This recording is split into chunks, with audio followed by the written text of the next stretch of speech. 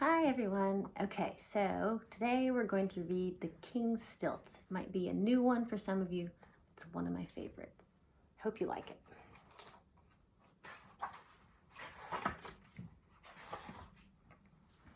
Okay.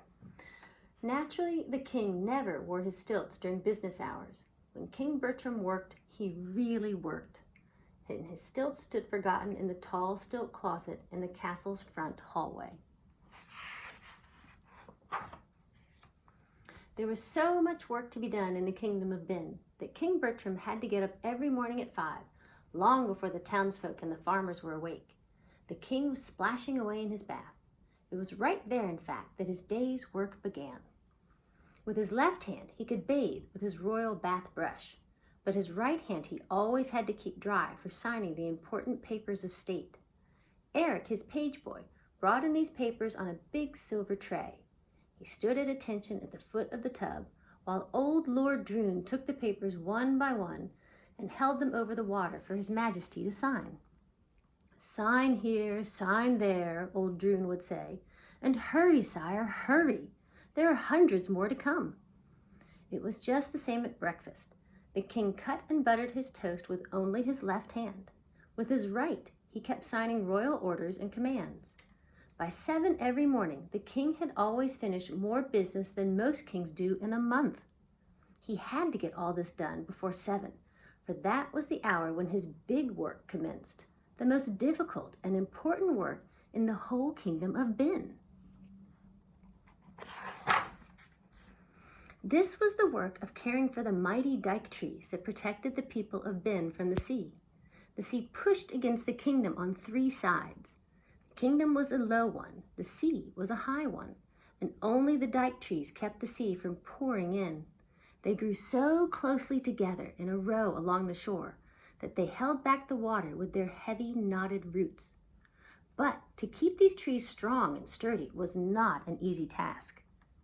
They were more spicy than pine trees, and their roots were very tasty to a certain sort of bird. This was a kind of giant blackbird with a sharp and pointed beak. Nizzards they were called by the people of Ben. These nizzards were always flying about over the dike trees, waiting for a chance to swoop down and peck. If nobody stopped them, the roots would soon give way. Then the sea would pour in with a terrible roar, and every last soul in the kingdom would drown.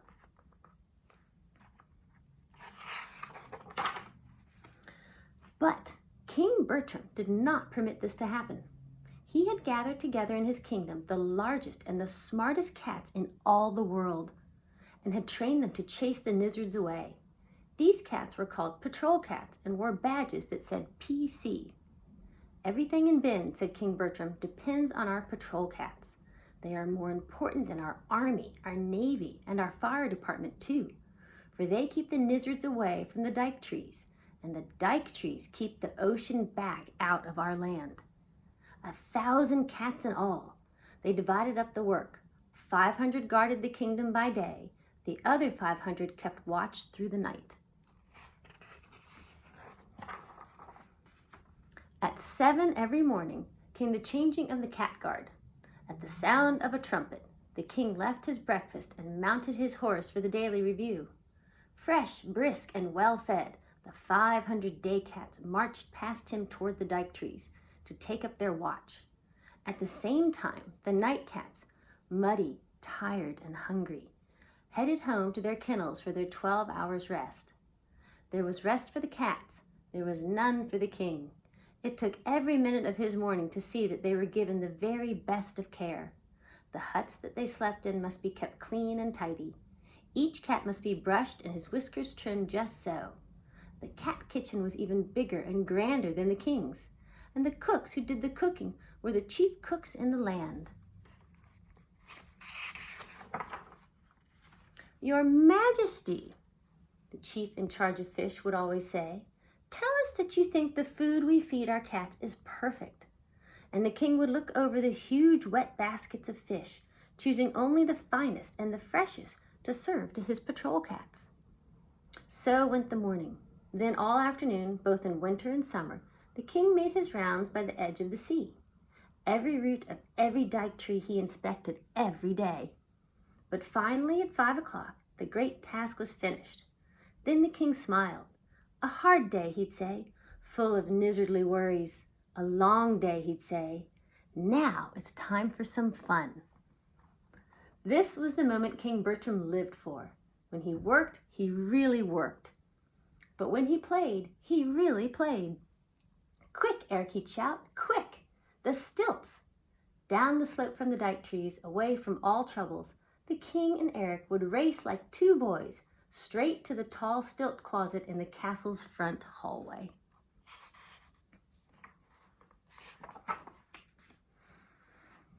Out came the stilts. Up leapt the king. High in the air, his royal robe streaming, he'd race through the marble halls, out across the terrace, up and down the garden stairs. Black-spotted coach dogs barked and romped beside him, nipping at the heels of his flashing red stilts. The townsfolk looked on from the walls and just loved it.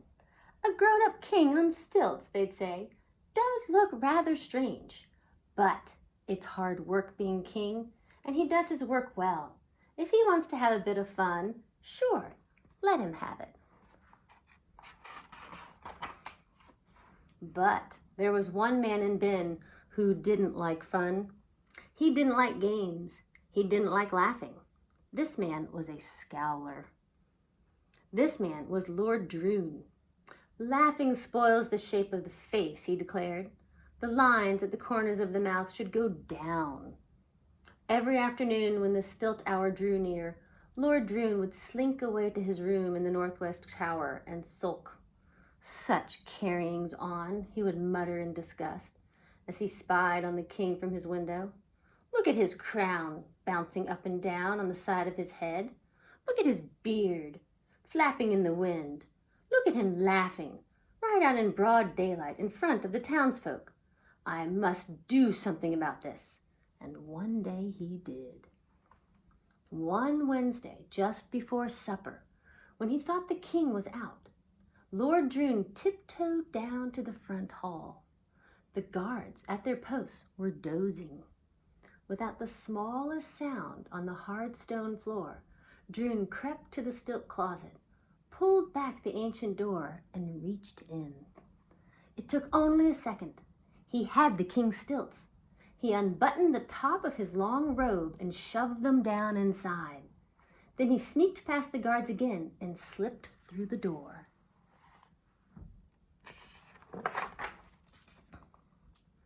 Down the steep, slanting stairway, Lord Droon marched with the stilts, down to the furnace to burn them. This is the end of the king's foolish stilt walking, he mumbled to himself. Then suddenly, from around the bend of the staircase below, came the sound of happy whistling. The king! Lord Droon stopped still, almost frozen with fright.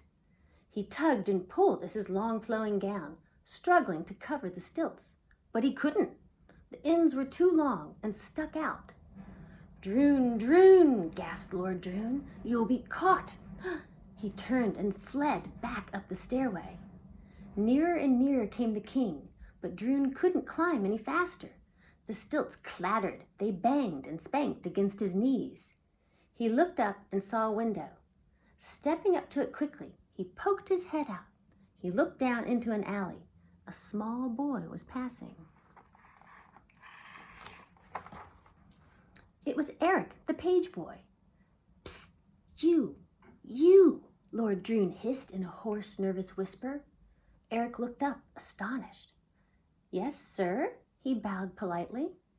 Take these stilts, commanded Lord Droon. Take them away. Bury them deep where no one can ever find them. Bury them by the sea, by the dike trees. Lord Droon flung the stilts from the window. The king's stilts. Bury them? Eric didn't know what to think. It will spoil all His Majesty's fun, he stammered. You're impudent, said Lord Droon harshly. I said bury those stilts. What's more, young man, don't you ever come back, or I'll have you locked up. I'll have no impudent boy around this castle. But I'm the king's own page boy, gasped Eric, hardly able to understand this dreadful command. You were the king's own page boy, snapped Lord Droon. He pulled in his head and slammed down the window. Never before had Eric been so puzzled. Never in his life had he felt so sad. But there was nothing to do but obey the command.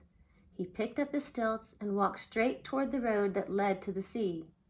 It was the hour that the townsfolk were all having supper. Nobody saw him dig the deep hole. Nobody saw him bury the stilts. At 5 the next afternoon, the halls of the castle echoed the king's mournful shouts. Droon, Droon, they're gone, they're gone. The king stood groping in the empty stilt closet, hopelessly searching for what wasn't there. Lord Droon chuckled to himself. He had expected this to happen and was ready with his lie. It was the townsfolk who did it, he said, peering into the stilt closet and pretending to be greatly shocked. I have seen them every day, plotting behind the castle walls. A king, they say, should behave like a king and sit with pomp and dignity upon his royal throne. A king, they say, should never walk on stilts. It's too bad, Your Majesty, but you must try to do without them. King Bertram answered with a heartbroken sigh, Well, I'll try to do without them. But he couldn't. Day after day, he grew sadder and sadder. For long hours, he'd just sit, idly drumming with his fingers on the arms of his throne.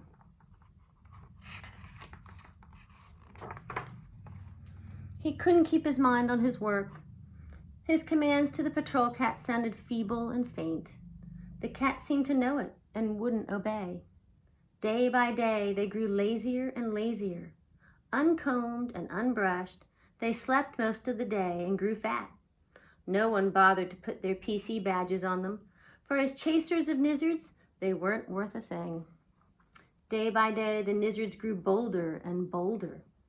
They cackled and fluttered over the dike trees. They flew down and almost seemed to sneer at the lazy, sleeping cats. The townsfolk began to feel frightened. Housewives couldn't keep their minds on their housework. They heard nizzards flapping over their rooftops and poked their heads out for a look. If the cats don't keep those nizzards away from our dike trees, they asked one another, what will keep the ocean back out of our land? Bootmakers couldn't keep their minds on their boots. Goldsmiths couldn't keep their minds on their gold. Cart drivers couldn't keep their minds on where they were going. They'd stop their carts on the road and talk in low, excited whispers. Look at those nizzards. Where are the cats? I'll tell you where they are. Everywhere they shouldn't be, and mostly fast asleep. Something must be wrong with the king. Yes, something's certainly wrong with the king. Only Eric the page boy knew what was wrong. Night after night he tossed in his bed, thinking of the stilts lying deep underground. Finally one night he could stand it no longer. Droon or no Droon, he would go to the king. At dawn the next day, he leapt out of bed and made straight for the castle. Breathless and panting, he raced through the royal gates and up the broad stairs. The king was strolling sadly on the terrace with Lord Droon and 2 guards. Eric rushed up. He must tell the king. Droon or no Droon, he was going to tell. But Lord Droon saw him coming and stepped quickly forward. Impudent boy, what are you doing here? Before Eric could answer and push past him to the king, Lord Droon had grabbed him. He looked at Eric sharply, and suddenly the corners of his mouth turned up in a grin. A shrewd, evil grin. Your face, he said. What's wrong with your face? My face, said Eric. He rubbed his hand over his forehead. It was merely hot and moist from running. Nothing at all is wrong with my face. It's red, said Lord Droon, with the sly look he always had when he lied. It's awfully, awfully red. Measles, he shouted. Ho, guards, take him away. Lock him up. I haven't measles any more than you have, shouted Eric. It's a trick, a nasty, Droonish trick. Let me talk to the king. But they dragged poor Eric, fighting and kicking, away from the king and down the castle stairs. 5 minutes later, Eric found himself locked up in an old deserted house on the edge of the town. From his second-story window, he could see the 2 guards, spears crossed, just below him, barring the door. Through the roof, he could hear the noises of the lizards. Their beaks were hard as iron and scratched through the air. Eric shuddered. There must be a way to escape. Round and round the room he paced, thinking and thinking. He went to the window and looked down again. Then he whistled softly. He had an idea. Very quickly, Eric slipped off his belt. He pushed the end through the buckle and made a lasso. Then he leaned from the window and aimed for the spear points. He dropped the loop. It caught. He jerked the belt tight and tied a quick knot. "Look, guards, look," shouted Eric as he jumped up on the windowsill. "Your spears are tied together." If the guards had dropped their spears, they could have caught him in a second. But they didn't. They just yelled at each other and yanked and tugged, trying to pull the spears apart.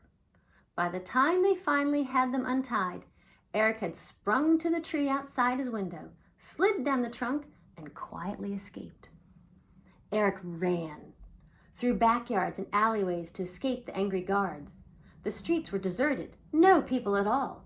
They were all at home, trembling with their window shades pulled down. The air was full of the chittering and the chattering of lizards.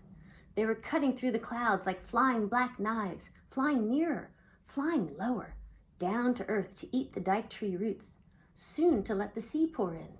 Eric ran. He turned a corner. He stopped and stared with horror. Flowing gently toward him down the sloping alley came a little trickling stream. "Water," he whispered hoarsely. He dipped in his finger. It tasted of salt. Sea water.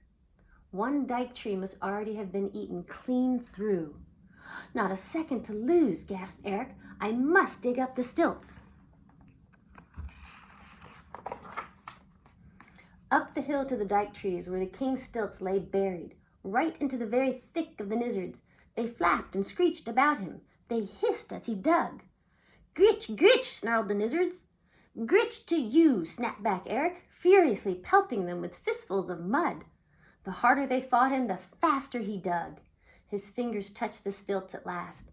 He pulled them from the ground. Stilts bouncing on his shoulder. Again Eric ran. The road to the castle took him back through the town. The streets were still deserted. Close by the door of an old tailor shop, Eric stopped for an instant to rest. The stilts had begun to hurt his shoulder. "Those 2 guards," he thought, "I wonder where they are." He found out all too soon. From around the corner at his very elbow suddenly bellowed the angry voice of old Lord Droon. "You guards! Guards indeed, to let a little pipsqueak of a boy tie up your spears! Search every street, search every house!" Eric heard the clatter of their heavy hobnailed boots. No time to run, nowhere to hide. Wait, those clothes in the tailor shop. Eric ducked inside.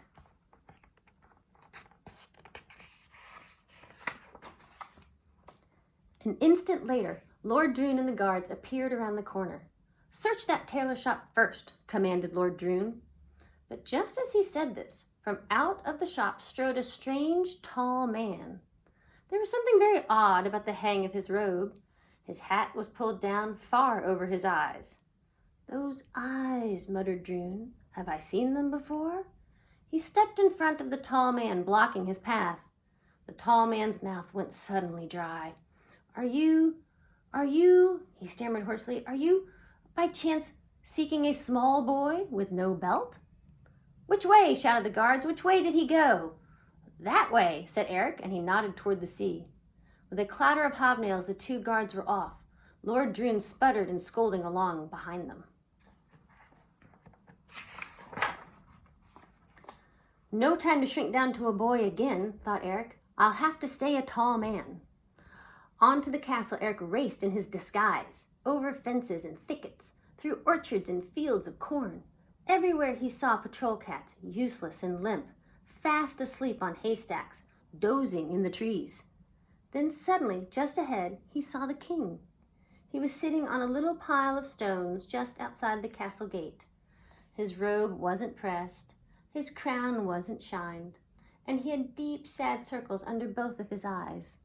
"Your Majesty, your Majesty!" shouted Eric as he clattered up behind him. The king paid no attention. Eric leaned down and shouted right into his ear. Very slowly the king turned his head. "Well," sighed King Bertram, "and who may you be?"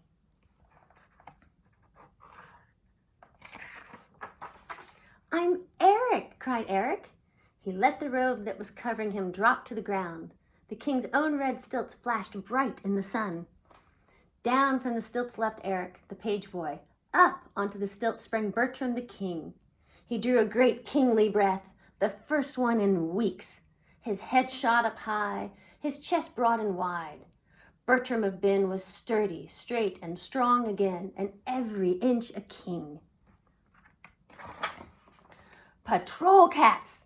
It was the loudest command ever shouted in Ben. The king's voice seemed to roll up from deep in his boots. It echoed down the valleys. It rumbled through the hills. From wherever they had wandered, the cats heard the call. They fell in line. They fell in step. They marched ahead 1,000 strong. Up the hill to the dike trees they followed Eric and the king. "Day cats to the left flank, night cats to the right. Charge!" the king shouted. 100,000 lizards stopped their pecking and sprang to meet the charge. The dike trees shook as the cats roared their war cry. The sea's surface swirled into wild, raging whirlpools. The noise was heard in Simbabaland, 500 miles away. The fur flew fast, but the feathers flew faster. It took only 10 minutes. The kingdom was saved. The townsfolk stopped trembling indoors behind their window shades. They rushed out from their houses and filled the air with cheers. Then the king punished Roon in a most fitting way. He sent him to live by himself with a guard of patrol cats in that old deserted house with the sign that said measles. And he made him eat nizzards 3 times every day. Stewed nizzards for breakfast, cold nizzards for lunch, fried nizzards for supper. And every other Thursday they served him nizzard hash. But to Eric, his page boy, the king gave a fine and just reward. He ordered the royal carpenter to make another pair of stilts, tall stilts, red and flashing, exactly like his own. From then on, every day at 5, they always raced on stilts together. And when they played, they really played. And when they worked, they really worked. And the cats kept the nizzards away from the dike trees, and the dike trees kept the water back out of the land. Here we go. I hope you guys liked it.